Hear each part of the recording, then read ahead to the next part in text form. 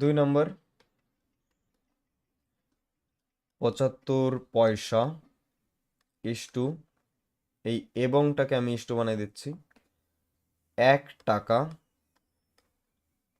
25 পয়সা। সেম অঙ্ক,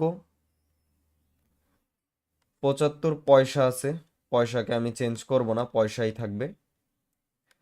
তাহলে পয়সা ইস্টু 1 টাকাটাকে আমি পয়সা বানিয়ে দেবো, তাহলে 100 পয়সা পেয়ে যাব।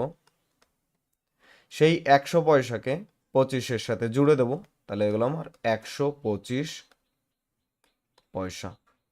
কাটাকাটি করব, পয়সা পয়সা কাটা, 75 25 দিয়ে কাটতেছি ডাইরেক্ট, 3 25-এ 75 আর 5 25-এ 125। আমার অ্যান্সার আসলো 3:5।